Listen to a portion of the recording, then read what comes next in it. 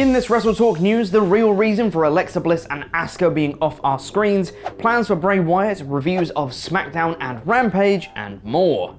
Subscribe and enable notifications to always on for daily wrestling news videos. Support WrestleTalk!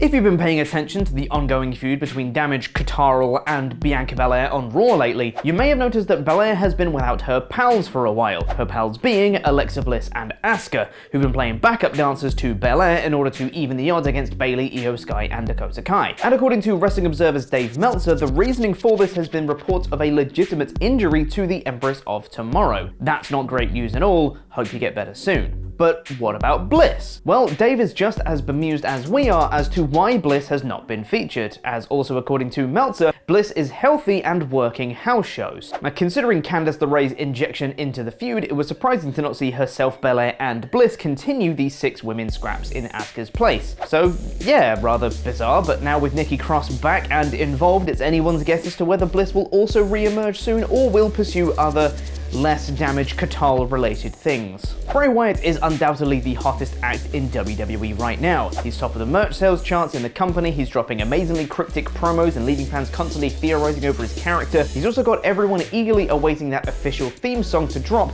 on streaming services. Come on WWE, why you gotta drop Logan Paul's theme before this? Just taking the mick now. But when it comes to Bray, with excitement suitably also brings fear. Fear as to how quickly WWE can cock up his character once again. These worries may have been amplified yesterday when the Wrestling Observer newsletter reported that WWE were considering pitting their #1 babyface Bray against #1 heel WWE Undisputed Universal Champion Roman Reigns. This would immediately ring alarm bells for Wyatt fans, as this is precisely the type of booking that completely ruined The Fiend's momentum back in 2019. However, you can all breathe easy, as Fightful Select has swooped in to counter these reports. According to their source within WWE, any reports suggesting as such were false, stating that if Bray feuded with Roman, where would we go from there? WWE is reportedly looking to learn from previously mentioned mistakes made with Wyatt's character in the past. So for now, it looks like Bray can continue feuding with himself and stay away from the tribal chief. Thank bloody goodness for that. Now, as was previously reported this week, Triple H is looking to make his mark on the WWE Premium live event schedule in the coming calendar year, reportedly already scrapping certain gimmick shows such as Hell in a Cell, which was met with jubilation and appreciation from all. However, it remains to be seen whether Trips' purging of the gimmick PLEs would also include more warmly received events such as Money in the Bank and Royal Rumble. While the Royal Rumble is safe, for now, Money in the Bank's future is less certain, as according to WrestleVotes' recent interview with Give Me Sport, the WWE staple ladder match could be on the move back to its original home. Putting Money in the Bank on WrestleMania, one night women's and one night men's, is something I've heard. I know since Hunter has taken over, the idea of one night women and one night men is alive. However, WrestleVotes then clarified that despite this report, they don't anticipate WWE to make this change due to Money in the Bank being one of the company's marquee events. I don't think they're going to do that. Let's say Money in the Bank was scheduled for Allegiant Stadium. They're hoping to get 50,000 people. If you can do that on the back of Money in the Bank, I don't think you put that show in the garbage and put the matches at WrestleMania. Either way, we're still getting the matches, which are almost always good. Personally, I'd like to see them back at WrestleMania. I think it adds like a level of prestige to it. I think it's cool. There is a ton more news today, like the latest on Sasha Banks returning to WWE, another former WWE star returning, and more, so check out WrestleTalk.com for the latest. Before I get into my SmackDown review, I just wanted to give a little shout out to Hero Wars, who previously sponsored an episode of the WrestleTalk News. And as a reminder, in case you missed it, the more people that download this awesome fantasy online RPG game before October 31st, the wider the portal to the Dominion world will open, giving everyone a chance to win treasure and prizes. 1 entry per game ID, 18 years or older US residents only. Make sure to click the link in the description and give Hero Wars a try, as it also helps support us here on the channel too. Or you can scan the QR code on screen now. Support WrestleTalk and support Hero Wars. And now it's time for my review of SmackDown in about 5 minutes. The show began with new music for SmackDown? Are we finally not ready for a good time anymore? About bloody time. And speaking of new music, the Brawling Brutes had their own entrance theme separate from Sheamus's in their opening match against Sami Zayn and Solo Sikoa, and it was pretty neat. and so was the match. Prior to the match, Sami Zayn told Jey Uso to bring the energy and get involved in their match because Roman Reigns was on his way to SmackDown and the first thing he should be seeing is all of them raising their hands together. This all makes perfect sense for their characters. Also, a character I want to give praise to is Solo Sikoa. I think WWE have done a fantastic job with him so far in the main roster, where sometimes when someone new joins, they feel almost a little too unstoppable and invulnerable. Like there was a period of time where all NXT call-ups had to go on a big undefeated streak when they joined, but for Solo, he doesn't feel unbeatable, just very good. Like he's a really solid upper mid-carder, not an immediate world title contender, which is like a perfect spot for him right now.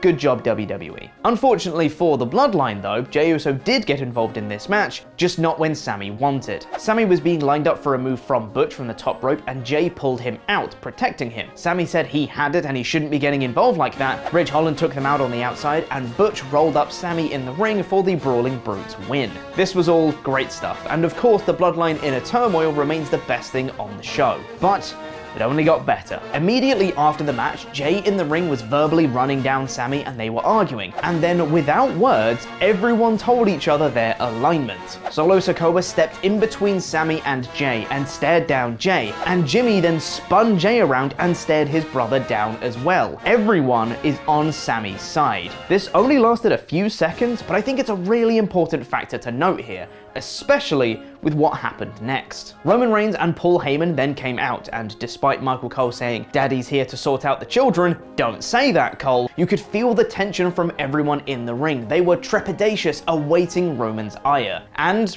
after an awkward ad break, Roman said he wants Sami and Jey to air everything because he wants this fixed now. The entire time this happens, by the way, he doesn't look behind him, just stares ahead facing the hard cam, with all the rest of the Bloodline behind him. Sami says he doesn't know what he's done to offend Jey, but he's sorry for whatever it is, and he's willing to draw a line under everything and offers a handshake. Jey responds and gets fired up, saying he doesn't like him, he's not family, he's bled for this family because they are his blood. Sami isn't. He's a fake Uso. Sami said he just wants peace. The Tribal Chief said he wants peace. And Jey said, "I don't give a damn what the Tribal Chief said." Roman's head immediately snapped up and the crowd immediately chanted "You effed up" at him, which is just so brilliant that everyone understands everyone's characters immediately. A fantastic moment. Roman very slowly turns to face Jey, and despite everything, Sami sticks up for Jey, saying he's been through a lot, he's just not been feeling very Uso lately. A line which was so well received that Jey and Roman couldn't help but break and start laughing, which, you know, kind of took away from the emotion of the segment a little bit, but it's fine, it was funny. But regardless, Roman said that if Jey can't start feeling Uso again, he's going to do something he won't like. He's going to take the honorary away in the honorary Uso. He's going to rename him Sami Uso. This was absolutely fantastic, and between this and the MJF story in AEW, every time I see a new segment from either story, I think it's my favorite story in wrestling. It's so wonderful, and I can't give it enough props. But I've talked about this for a bit too long, so let's talk about the rest of the show. Thank you for being awesome pledge hammers on our Patreon page, The Findicator Finn Brennan, and because Kevin Stone Khan said so. You can get your own shout out and loads of extra bonus content by visiting us at patreon.com/WrestleTalk. The Maximum Male models face the New Day and the New Day 1, which is nice to give them some wins ahead of their presumable match against the Usos. Sonya Deville runs down Liv Morgan backstage and Liv attacks her because she's crazy. They're having a no DQ match next week. That should be fun. Braun Strowman cut a solid promo saying he likes a challenge and there's no bigger challenge than Omos, and Ronda Rousey offered up an open challenge for her SmackDown Women's Championship, which was answered by a returning Emma. It's nice to see Emma back, and her tenure as Tenille Dashwood in the 5 years she's been gone from WWE have really lent her some credence and rejuvenation that she was in need of after her original main roster run alongside Santino Marella. This was a decent match. Emma got in some good offense and looked strong, but Ronda won with the armbar after raking Emma's eyes behind the ref's back. Good stuff. Time to talk about the Bloodline again. Jey Uso was with Paul Heyman and telling him that they really needed to be worried about Logan Paul, and Roman wasn't taking him seriously. And Heyman agreed with him and said he was always with Jey. A nice little wrinkle in the dynamics between everyone again. Legado del Fantasma faced Hit Row next. Legado del Fantasma entered, there was an ad break, Shayna Baszler choked out Natalya backstage and joined Ronda Rousey as a duo, which I'm all about. We got a recap of Hit Row vs. Legado from last week, and then Hit Row entered and revealed their super secret mystery partner to be Shinsuke Nakamura, which is fine, I guess. And then there was another ad break, and then the match begun. Gimme a P, gimme an A, gimme a C, gimme an ING, that's right, pacing! Shinsuke won this match, it was quick. It was alright, I guess. Time to talk about the Bloodline again. Paul Heyman is with Roman Reigns and insists he has to watch a clip of Logan Paul training and advising that he should take him seriously, but Roman blows it off, saying he won't get a lucky punch, and Heyman takes his leave, sensing Roman's anger. Once again, Roman didn't even look at Heyman during this. It's masterful character work. LA Knight and Ricochet had a backstage segment, and Karrion Kross defeated the young upstart Madcap Moss. He's 33, but alright. Scarlett got involved and caused a distraction, and Kross cut a promo while maintaining the Kross jacket on Moss, which was a nice touch. Moss got a ton more offense in this match than I expected, but it was what it was. And then Bray Wyatt was backstage, and then it was an ad break. Oh. That's cool, I guess. Rey Mysterio got beaten up by Imperium ahead of his Intercontinental Championship match next week, and then Bray Wyatt came to the ring to cut a promo, saying this is the true Bray Wyatt. There's no masks, no smoke and mirrors, and his emotions don't work like others. They send him to another place, and sometimes he doesn't feel anything at all. But he's interrupted on the Tron by a cut-up promo from Uncle Howdy, who ran down Bray saying he does wear a mask, and he'll never be able to hide from him. And the show ended. Okie dokie then. Maybe it's just me with my little pea brain, but I have no idea what any of this is about. I'm still interested to see what happens when it comes time to see Bray wrestle or be in a feud, but right now, I'm honestly a little lost. This did seem to make it a bit more clear to me at least that this Uncle Howdy is another persona of Bray's, not another person. Anyway, this show's Bloodline stuff was brilliant, and everything else was alright, I suppose. It was good to see Emma back, but not much else of substance seemed to happen aside from the Wyatt stuff, which I still don't fully get yet. I'll give the show a 4 out of 5, I guess, like a low 4. Now hot tag to Tempest.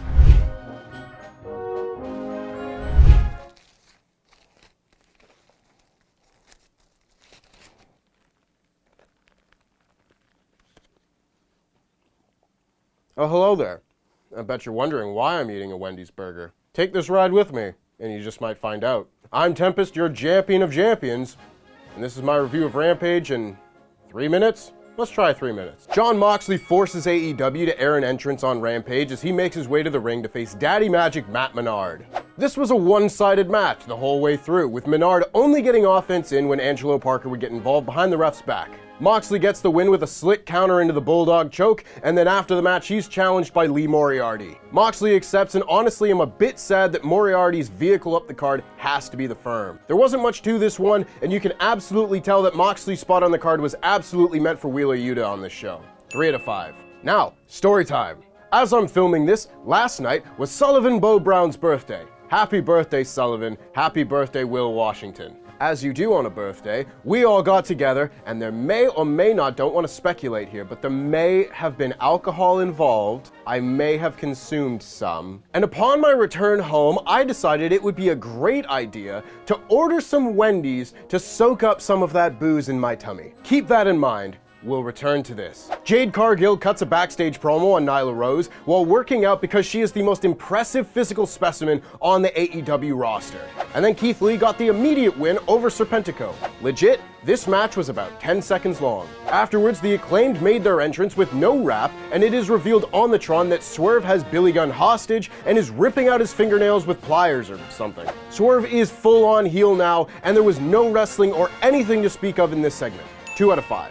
So upon my return trip home, I ordered said Wendy's, and then, maybe in a drunken stupor, maybe not, can't speculate mind you, I went and picked up said Wendy's order, but the driver drove a few houses past my flat, and this sort of thing just, it happens. Uber drivers, they might not see, it's late at night, the house number might not be visible. Fine, I go and I pick up that order because I ordered Wendy's, take it back inside, and that's where I'll leave you for now. Ty Mello then took on Madison Rayne in a match not a single person in the crowd cared about. The silence in the building was deafening. It was exemplified by Madison hitting a top rope cutter for a 2 count to no reaction. A top rope RKO at one point was a move reserved only for pay-per-view finishes, and here it is merely a heatless near fall in the middle of Rampage. Mello got the win with the tie KO, but my lord, was this a big ol' bunch of nothing. 2 out of 5. So as I'm sitting there eating my delicious Wendy's dinner at 4 in the morning, I then get a call to come and pick up my Wendy's order because the Uber driver is outside. Now, keep in mind, can't speculate, there may have been alcohol involved. This did not seem out of the ordinary to me just yet. But when I went outside, picked up the food, brought it inside, I then realized I've got 2 Wendy's meals. Not only that, I've got 3 burgers, 3 orders of fries, 2 drinks, and a chicken nuggets. We will return for the conclusion of this story in just a little bit. Ethan Page enters the AEW World Title Eliminator Tournament and says in a backstage interview that he will do what MJF won't, and that is beat Jon Moxley. Like Jim Cornette, without the shitty opinions. Except for, you know, my shitty opinions. We then got our main event of Wardlow versus Matt Taven for the TNT title. They did a very dumb spot here where Taven was starting to work over Wardlow's knee, and out of nowhere Mike Bennett rang the ring bell. This wasn't with Taven in a submission so as to get Wardlow to release the hold prematurely. It didn't play into the match whatsoever, other than people going, huh? Oh, alright. Moving on. Dumb. Wardlow got the crowd to wake up from their coma with the Powerbomb Symphony, pinning Taven with a boot on his chest, and then after the match, he was attacked by Bennett before being briefly saved by Samoa Joe. Joe cleared the ring, but as he was distracted by the entrance of Powerhouse Hobbs, he was jumped from behind by the Embassy. Hobbs held up the TNT title as we went off the air, and while I am excited to see Hobbs in a title match with Wardlow, this capped off the most nothing episode of Rampage to date. 2 out of 5. And for the conclusion of my highly anticipated Wendy's story, I am a piece of shit, it turns out, because, not to speculate, but my drunken stupor may have caused me to pass out before I even ate either Wendy's meal. So not only are these Wendy's burgers very cold at the moment, but the person who actually ordered their food didn't get it, and I didn't even eat it. I will now, because you can't waste food, of course, but sorry, person on my street that didn't get your food. I'm very hungover. Thank God I don't have a real job. You may notice that this review that is meant to last 3 minutes lasted, well, much less than that, aside from the whole Wendy's bit. I tell you, there is simply nothing worth watching or even talking about on this episode of Rampage. Tony Khan said that with the returns of his top stars to the company around All Out, that he would make Rampage closer to what it was when it debuted. I know that Punk and the Elite have been unavailable since then, but hot damn, you have other stars and you have to do better than this. Heatless matches, the most bottom of the barrel AEW storylines playing out. You have to do better than this. Where is Ricky Starks? Where is half the roster that could be benefiting from long matches on TV? Wrestlers that people are into. I've been reviewing Rampage for over a year now, and it really has become just a televised hour of AEW Dark. Remember when Bryan Danielson was wrestling Minoru Suzuki on this show? Can we get back to that, please? This was a pretty piss-poor display of TV wrestling, and no, nothing on this show was actually bad, it was just tedious. A waste of time for all those who watched it, and honestly, I think that might be worse. I didn't even have anything to make fun of on this show. Whatever, this is a 2 out of 5 show, and if you DVR'd it, just go ahead and delete it from your recordings. Don't waste your time. I'm pissed now. I'm gonna go take a walk and eat my Wendy's.